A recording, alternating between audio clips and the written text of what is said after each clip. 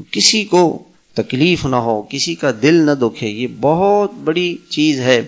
حضرت تھانوی رحمۃ اللہ علیہ تشریف لے کے جا رہے تھے، ریل گاڑی کا سفر تھا، کوئی گنا کوئی اس طرح کی کوئی چیز تھی۔ اس زمانے میں ہمارے بچپن میں جب ہم ریل گاڑیوں کا سفر کرتے تو سامان تلتا تھا، اب تو وہ چیزیں ختم ہو گئی، سب سامان تولتا تھا، باقاعدہ تولا جاتا تھا۔ تو وہ جو حضرت گئے تو اسٹیشن ماسٹر نے حضرت کو پہچان لیا کہ بھئی ہمارے بزرگ ہیں اللہ والے، حضرت چھوڑ دیں، اس کا وزن نہیں کرائیں۔ کیوں؟ کہ بھئی وہ ٹی ٹی آئے گا تو پوچھے گا، اس کو ہم کہہ دیں گے حضرت وہ آپ کو کچھ نہیں کہے گا۔ حضرت نے کہا وہ ٹی ٹی کہاں تک جائے گا؟ مثال کے طور پر لاہور تک جائے گا۔ کہا حضرت نے کہا مجھے اس سے بھی آگے جانا ہے۔ حضرت وہ دوسرا آئے گا نا لاہور کے بعد پشاور والا، اس سے کہہ دے گا۔ حضرت نے کہا ہم نے پشاور سے بھی آگے جانا ہے۔ حضرت پشاور سے تو آگے ریل نہیں جاتی، کہ مجھے جانا ہے، مجھے قبر جانا ہے۔ مجھے کہاں جانا ہے؟ قبرستان، قبر، حشر، میدان حشر، اللہ کے سامنے میں نے کھڑا ہونا ہے، وہاں مجھے کون بچائے گا؟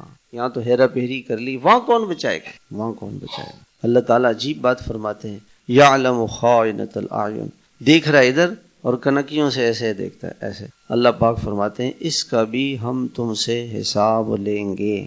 اس کا بھی، ایک آدمی کسی کے موبائل میں دیکھ رہا ہے کہ وہ کیا میسج کر رہا ہے، یہ بیٹھا ہوا ہے، وہ قریب میں بیچارہ سمجھ رہا ہے اس کو پتہ نہیں، اور وہ اس کے میسیجز دیکھ رہا ہے۔ کسی کا کوڈ مل گیا اور اس کے موبائل سے چیزیں نکال لی، کتنا بڑا گناہ ہے۔ ہیک کر لیا اس کے موبائل کو، اس کے اکاؤنٹ سے پیسے نکلوا لیے۔ تو اللہ کا خوف انسان کے اندر پیدا ہو جائے۔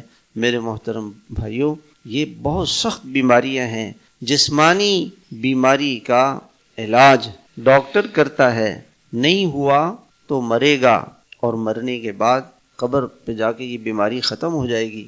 روحانی بیماری، اگر غصہ، تکبر اور دوسروں کو حقیر سمجھنا اور حسد اور کینہ اور بغض، کوئی آگے بڑھ رہا ہو نا تو یہاں کچھ ہو رہا ہوتا ہے، یہ حسد، دل میں کچھ آ رہا ہوتا ہے، یہ حسد۔ اب یہ جو بیماریاں ہیں، ان بیماریوں کا علاج کہاں ہوگا؟